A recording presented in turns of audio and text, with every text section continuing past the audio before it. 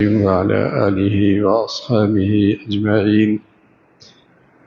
أما بعد فأعوذ بالله من الشيطان الرجيم. بسم الله الرحمن الرحيم. إن الذين آمنوا وعملوا الصالحات أولئك هم خير البرية. صدق الله العظيم. اللهم صل على سيدنا محمد النبي الأمي وعلى آله وأصحابه وسلم. اللهم صل على سيدنا محمد النبي الأمي وعلى آله وأصحابه وسلم.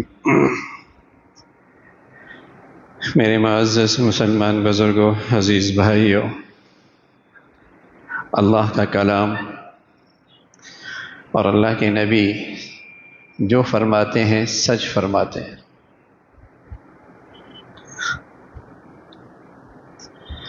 اللہ کا کہا ہوا بھی سچ ہوتا ہے، اللہ کے نبی کا بتلایا ہوا بھی سچ ہوتا ہے.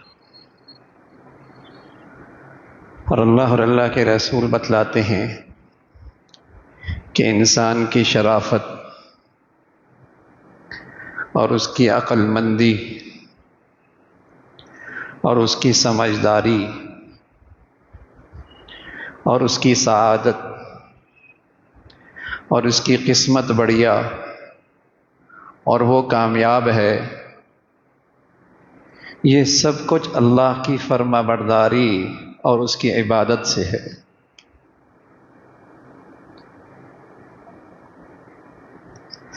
اللہ تعالیٰ جو کہتے ہیں سچ کہتے ہیں، اللہ کے رسول جو بتلاتے ہیں سچ بتاتے ہیں. انما یتذکر اولو الالباب الذین یوفون بعہد اللہ، کہ انسان کی عقل مندی اللہ کی فرما برداری میں ہے. جو اللہ کا فرما بردار ہے وہی عقل مند ہے،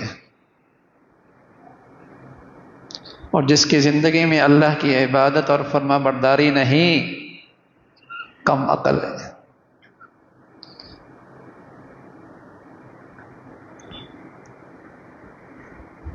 انما یتذکر اولو الالباب الذین یوفون بعہد اللہ. انسان کی عقل مندی کا پیمانہ، معیار اس کی شرافت کا، اس کی عقل مندی کا، اس کے خوش نصیب ہونے کا، اس کے کامیاب ہونے کا، اس کی قسمت اچھی، اس کے نصیب اچھے، اس کا معیار اللہ کی فرما برداری ہے.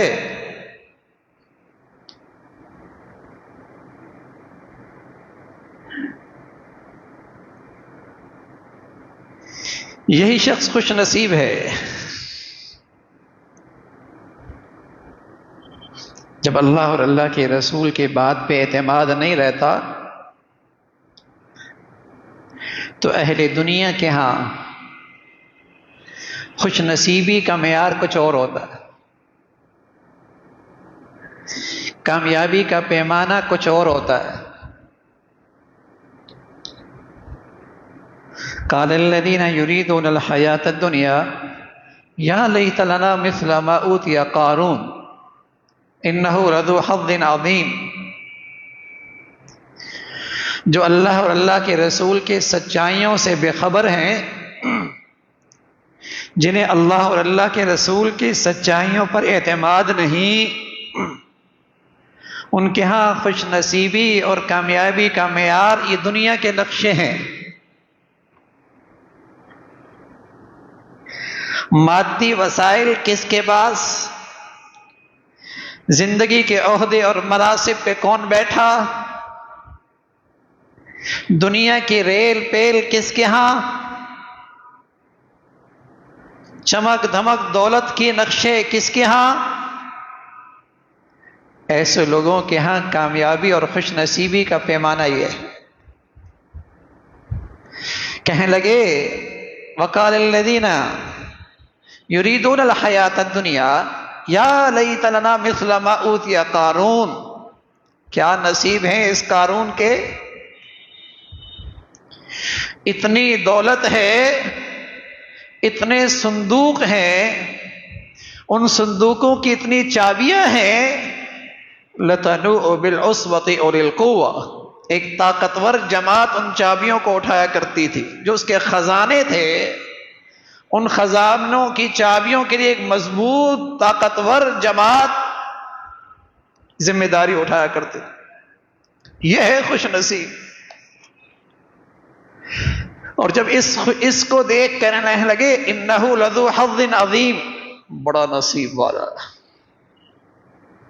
یا لیت لنا مثل ما اوتی قارون، کاش کہ ایسے نصیب، ایسی قسمت، ایسی کامیابی ہماری بھی ہوتی۔ وقال الذین اوتوا العلم، جنہیں اللہ نے اپنا علم دے رکھا تھا، جنہیں اللہ تعالی نے وحی کا علم دے رکھا تھا، وہ تو جانتے تھے عقل مندی کا معیار کیا ہے، خوش نصیبی کا پیمانہ کیا ہے، کون دور اندیش، کون خوش نصیب، کون کامیاب، وہ تو جانتے ہیں۔ وقال الذین اوتوا العلم ویلکم، انہوں نے جب ان کی یہ بات سنی، کہا تف ہے تمہاری عقل پہ، جیسے وہ کم عقل ہے ایسے تم بھی کم عقل ہو۔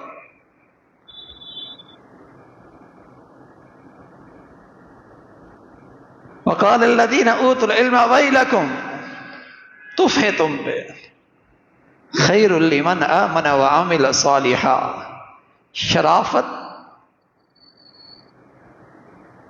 اچھائی، عقل مندی، سعادت مندی، کامیابی، خیر لمن آمن وعمل صالحا، یہ وہ شخص ہے جس کی زندگی میں اللہ کی بندگی، اللہ کی فرما برداری، یہ خوش نصیب ہے۔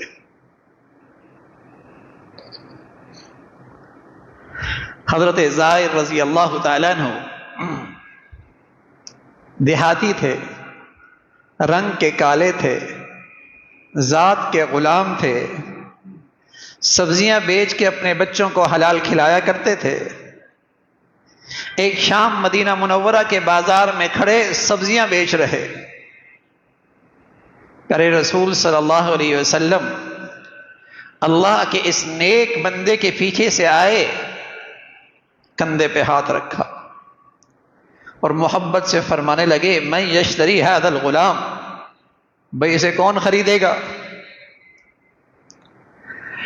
حضرت زائر کے تو آج قسمت جاگ اٹھی کہ جسم اس کا، ہاتھ اللہ کے نبی کے، پشت ظاہر کی اور سینہ اللہ کے نبی کا، تو اپنی پشت کو حضور کے سینے سے ملنے لگے اور ساتھ کہنے لگے یا رسول اللہ آپ مجھے بیچ رہے ہیں، ذات کا تو غلام ہوں، رنگ کا تو کالا ہوں، مزدوری کر کے اپنے بچوں کو حلال کھلاتا ہوں، نہ رنگ صاف ہے، نہ اسٹیٹس میرے پاس ہے، نہ دولت کے نقشے ہیں، مجھے کون خریدے گا؟ اذن تجدنی قاصدن، اگر کسی نے قیمت بھی لگائی تو کھوٹے سکے ملیں گے۔ اللہ کے نبی صلی اللہ علیہ وسلم نے فرمایا ظاہر، اللہ تو لباس پوشاک کو نہیں دیکھتے، اللہ کریم تو شکل و صورت کو نہیں دیکھتے، اللہ کریم تو ذات پات تو نہیں دیکھتے، اللہ تعالیٰ تو دنیا کے یہ نقشے نہیں دیکھتے، اللہ کے ہاں سعادت مند اور خوش نصیب تو وہ ہے جس کی زندگی میں اللہ کی فرما برداری ہے، تو اللہ کے ہاں بہت قیمتی ہے، بل انت عند اللہ الغالی، تو اللہ تعالیٰ کے ہاں بہت قیمتی ہے۔ کہ میرے عزیزو اس سبق کو دل کی تختی پہ لکھ لیجئے کہ انسان کی عقل مندی، سعادت مندی، خوش نصیبی، شرافت، کامیابی کا معیار اللہ کی بندگی ہے۔ قسم خدا کی، ورنہ سراسر شرمندگی ہے۔ نہ دھوکہ کھانا کسی اللہ کے باغی کے زندگی کے اسٹیٹس سے،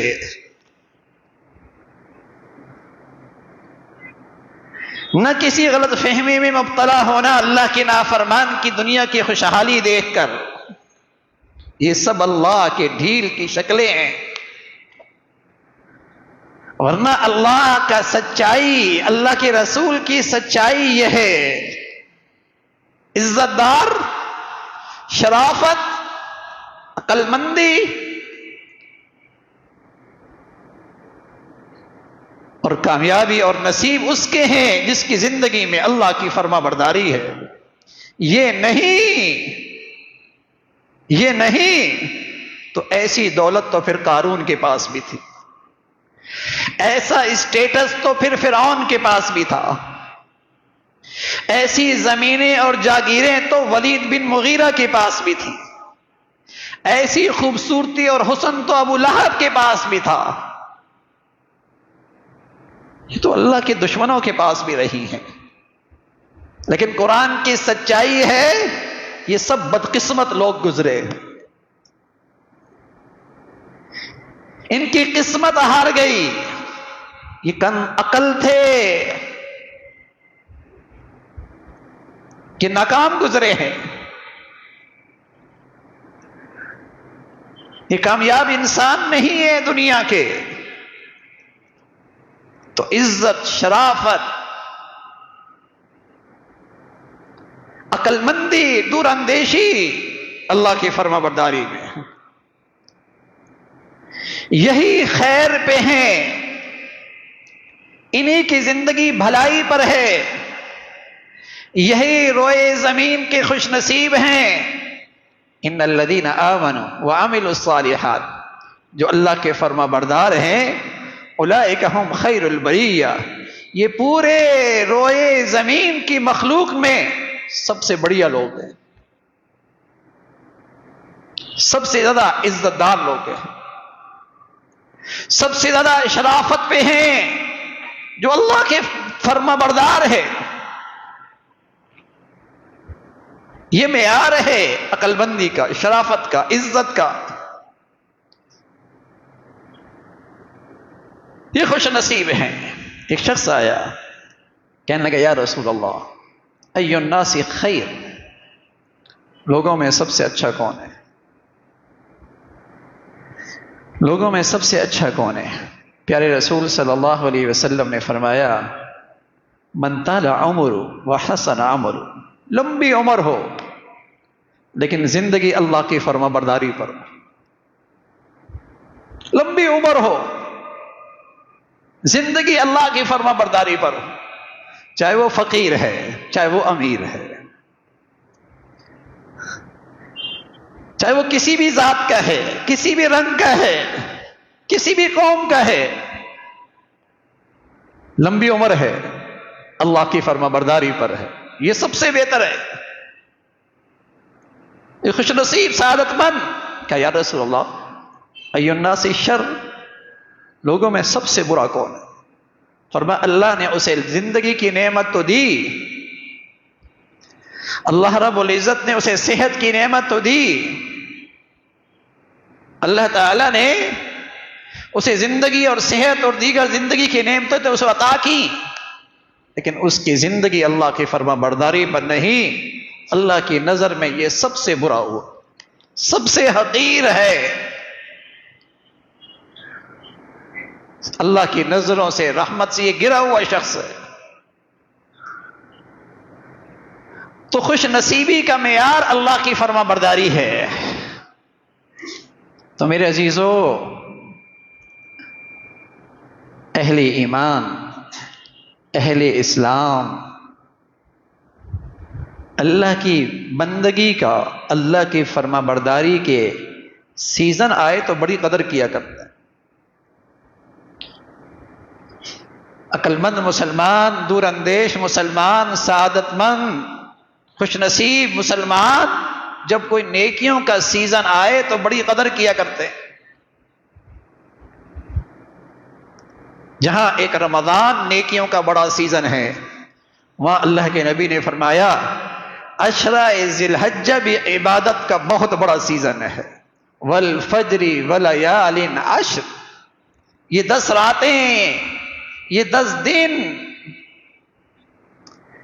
یہ بھی اہل ایمان، اہل دانش کے ہاں، اہل عقل کے ہاں، خوش نصیب لوگوں کے ہاں یہ بھی نیکیوں کا بڑا سیزن ہے۔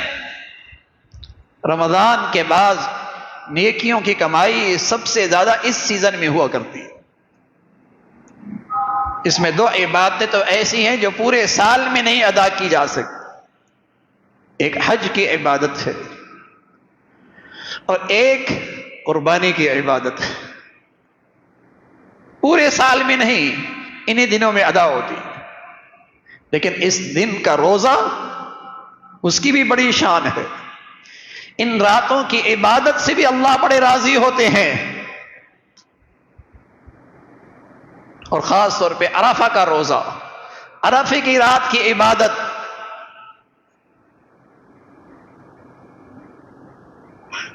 تو اہل ایمان کے لیے نیکیوں کا موسم بہار سیزن رمضان کے بعد سب سے بڑا سیزن آ رہا، چند دن کے بعد، 1-2 دن کے بعد، تو مسلمان اس میں اہتمام کرتے ہیں، اور اتنا تو مسلمان اس سیزن کا قدردان ہوتا ہی ہے کہ کم از کم ان 10 دنوں کے رات کی عبادت مجھے یوں نصیب ہو جائے کہ میری فجر کی جماعت نہ رہے، عشاء کی جماعت نہ رہے، تب بھی وہ ان راتوں کی برکتوں سے محروم نہیں ہوگا۔ کم از کم درجہ، اگر عشاء کی نماز نوافل پڑھ لے اور کچھ خوش نصیب رات کے آخری حصے میں اٹھتا ہو تو اور نصیب کی بات ہے، لیکن کم از کم ان راتوں کی فضیلت پانے کے لیے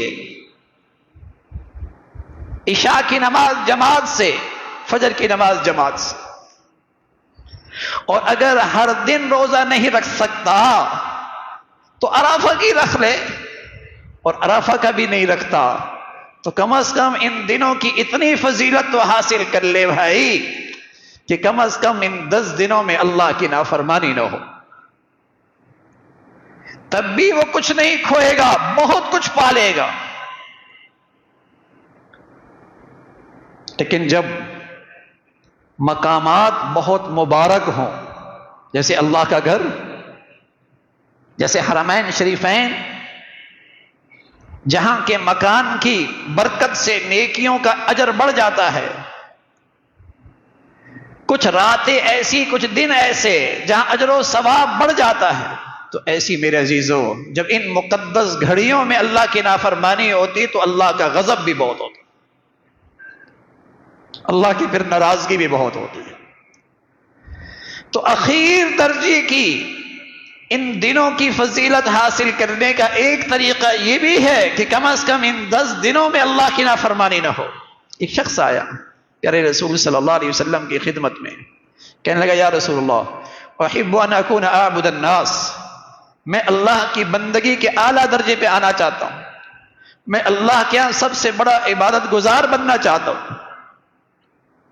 تو اللہ کے نبی صلی اللہ علیہ وسلم نے فرمایا اتق المحارم تکن اعبد الناس، مخلوق کا بھی حق ضائع نہ کر، خالق کا بھی حق ضائع نہ کر، خالق کے حق میں بھی نافرمانی نہ ہو، مخلوق کے حق میں بھی نافرمانی نہ ہو، تو سب سے بڑا عبادت گزار بن جائے۔ لمبے چوڑے نفل نہ پڑھ سکا، لمبی چوڑی تسبیحات نہ کر سکا، لیکن اگر مخلوق کے ساتھ تیرا سلوک اچھا ہے، اخلاق اچھے ہیں، عدل کا معاملہ ہے، ان کے حق تلفی نہیں ہے، اور اللہ کا بھی حق ضائع نہ کیا، تب بھی تو اللہ کا بڑا فرما بردار۔ اتق المحارم تکن اعبد الناس، حرام سے بچ جا، سب سے بڑا عبادت گزار ہو گئے۔ تو میرے عزیزو یہی حق شناسی ہے ان دنوں کی، یہی ان دنوں کی نعمت کی قدر ہے کہ کچھ ہماری زندگیوں میں اہتمام نظر آئے، کچھ ہماری زندگیوں میں اس میں اہتمام نظر آئے، اور اللہ کرے یہ اہتمام ہماری زندگیوں میں بھی ہمارے بچے بچیوں کی زندگی بھی، ہمارے گھر کے خواتین کے اندر بھی۔ یہی شرافت ہے، یہی عقل مندی ہے، یہی خوش نصیبی ہے، یہی کامیابی کی راہ ہے کہ یہ عبادت کی زندگی میں، اللہ کی بندگی کی زندگی میں کتنی ترقی کر رہا ہے، کتنی ترقی کر رہا ہے۔ رسول اللہ صلی اللہ علیہ وسلم فرمایا کرتے تھے، اللہ کہتے ہیں، اللہ حدیث قدسی ہے، یا ابن آدم تفرغ لعبادتی املؤ صدرک غنا واسد فقرک، اے آدم کے بیٹے میری بندگی کے لیے اپنے آپ کو کچھ فارغ تو کر، تجھے میں اس دنیا میں انعام دوں گا، تو اس دنیا میں ایک انعام دوں گا جو دنیا آج اس نعمت سے محروم ہے۔ اے آدم کے بیٹے میری بندگی کے لیے اپنے آپ کو فارغ تو کر، تجھے دنیا میں انعام دوں گا، املؤ صدرک غنا، تیرے دل کی بھوک مٹا دوں گا، تو فقیر نہیں رہے گا۔ فقیر وہ نہیں جس کے ہاتھوں میں پیسہ نہ ہو، حقیقی فقیر وہ ہے جو دل کا بھوکا ہو، جس کی اندر کی حرص و ہوس کی آگ نہ بجھتی ہو، جو ہر وقت اسے بے چین اور پریشان رکھتی ہو، حقیقی فقیر وہ ہے۔ فرمایا اللہ کی بندگی پہ آ، تیرے دل کو فقر سے پاک کر دوں گا، تیرے دل کو غنا سے بھر دوں گا، وَأَسُدَّ فَقْرَكَ، اور تیرے فقر کے سارے راستے بند کر دوں گا۔ اور ساتھ اللہ کی ناراضگی بھی ذکر فرمائی۔ اللہ کریم کہتے ہیں اگر تیرے پاس میری بندگی کے لیے وقت نہیں ہے، پھر یاد رکھ تیری زندگی کو مصروفیت اور مشغولیت سے اتنا بھر دوں گا، نہ تیرے پاس اپنی ذات کے لیے وقت ہوگا، نہ اللہ کے لیے وقت ہوگا، اور تیرا فقر بھی ختم نہیں ہوگا، تیرے اندر کی بھوک بھی نہیں مٹے گی۔ اللہ کی بندگی سے جتنا دور رہے گا، اللہ کی بندگی سے جتنا دور رہے گا، اندر کا بھوک بھی بڑھے گی اور زندگی کا خوف بھی بڑھے گا۔ اللہ تعالیٰ اس عذاب و ناراضگی سے بھی محفوظ فرمائے اور ہمیشہ اپنی بندگی اور فرما برداری میں ترقی عطا فرمائے۔ وآخر دعوانا الحمد للہ رب العالمین۔